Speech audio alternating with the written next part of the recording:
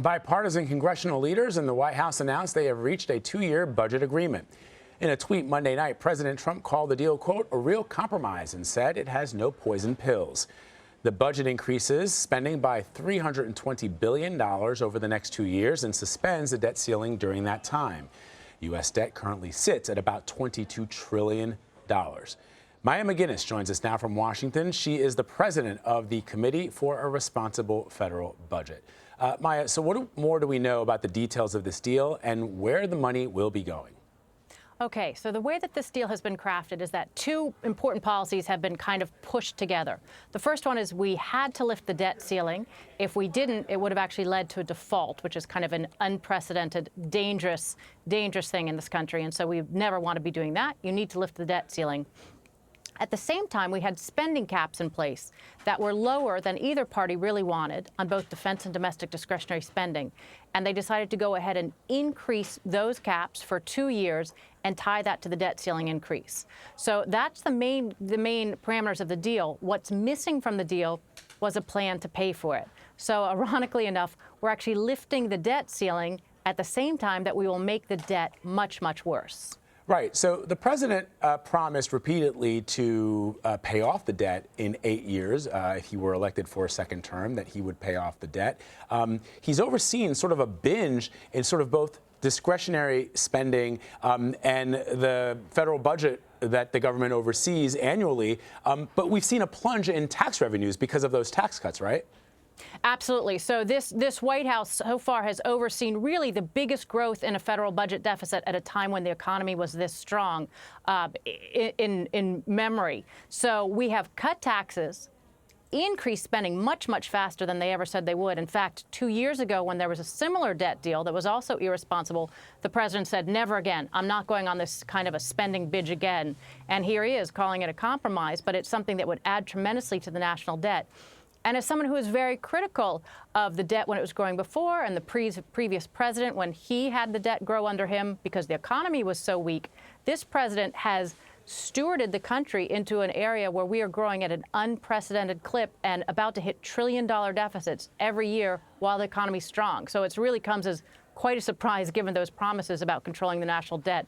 It's absolutely the opposite. In fact, you make a good point. President Obama did run large deficits during his first term in office. As you point out, we were coming off the back of that horrible 2008 financial crisis. But by the second term, the spending had slowed. The deficits, the average fell by an average of about 11% per fiscal year.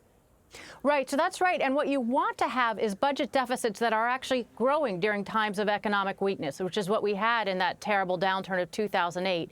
And then you want the deficit to come back down when your economy's strong again. And so that's exactly what we saw during the last recession.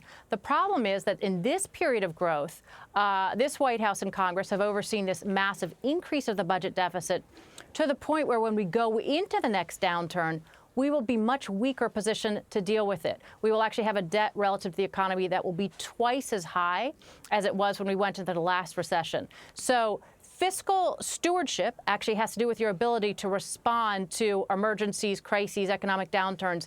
And by borrowing, going on this borrowing binge, we're really weakening ourselves both economically and in terms of global security by having a debt that is slowly moving towards unprecedented territories. So we've got this larger national debt. The costs are going up because we've got to pay interest on that debt. The president promised that the tax cuts, which reduce rates for businesses and individuals, they would pay for themselves. Have they? Not even close. I have to say that in an era where policies all become very partisan, one of the things we're also losing is real serious discussions of public policy. And the claim that tax cuts would pay for themselves never was true and certainly hasn't been true. Revenues are much lower than they would otherwise have been. So it's important to keep in mind that policies don't pay for themselves. It doesn't mean they're bad policies, but if you want to cut taxes like we did before, or increase spending like we're about to, what you do in budgeting is you figure out how to offset the cost. What other spending will you cut? What other taxes will you increase? Right now, we're kind of in a bipartisan fiscal free-for-all at the moment where nobody wants to pay for everything. We're putting everything on the national credit card, and that is really dangerous stewardship for the country because you just cannot borrow your way to prosperity. It leaves us in a very weakened state to have debt levels that are so high. So, Maya, I guess I'm not an economist, but I'm trying to understand. The Republicans have always preached fiscal austerity, but they've always wanted to spend on defense. They want a strong defense. They want a strong military. They're getting that as part of this deal. They also want to cut taxes. They're getting that. Democrats have oftentimes been accused of wanting to increase spending on entitlements. Seems as if they're going to be getting a little bit of that. How much longer can the United States continue to print money, I guess is the question. Well, printing money has never worked out for the other countries in the past who have used that as their recipe for fueling economic growth, because it ends in hyperinflation. And those rules of math and those rules of economics are not gone either. What we have had in this country is a very lucky situation where interest rates have been low, and that has allowed us to borrow without feeling the pain of it so far. And that's because other countries are willing to lend to the United States. We're very lucky. We should take advantage of that. And when the economy is strong like it is now, we should use that as an opportunity to get our fiscal situation under control.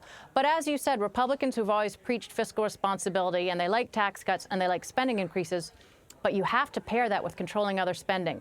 And you haven't heard anything about that from them recently. And likewise, in terms of Democrats, if they want to expand entitlement programs, and I would argue that we need to fix the ones we have as well as look at other new possibilities, they need to be willing to raise those taxes. And right now, I see our broken government, our political competition, and our kind of toxic partisanship as leaving us in a situation where there is a fiscal free-for-all. There is just a competition over free lunch economics from both sides.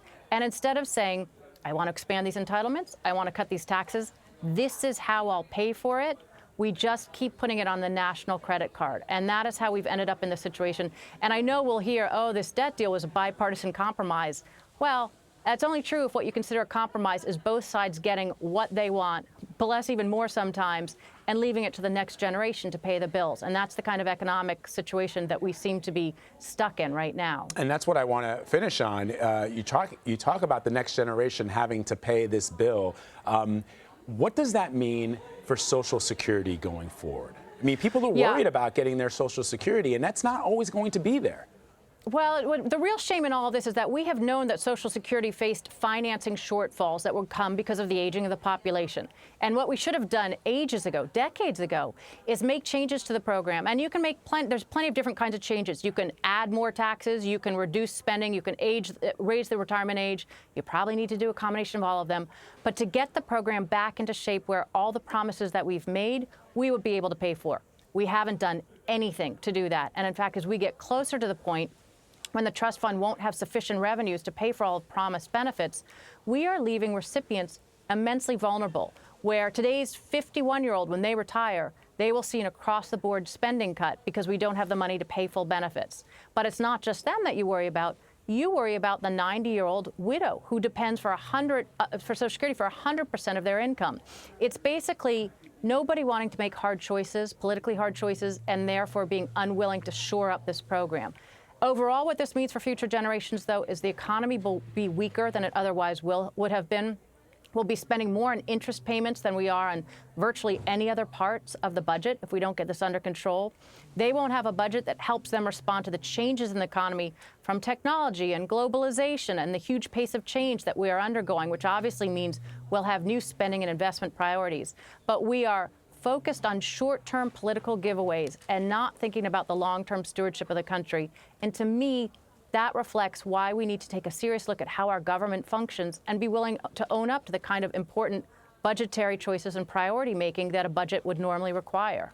And as you point out, President Trump is on track to increase discretionary spending by an average of 4% per year. Maya MacGuineas, you are the president of the, I will remind our viewers, the bipartisan nonprofit public policy organization, Committee for a Responsible Federal Budget. Maya, thank you as always. Thanks so much.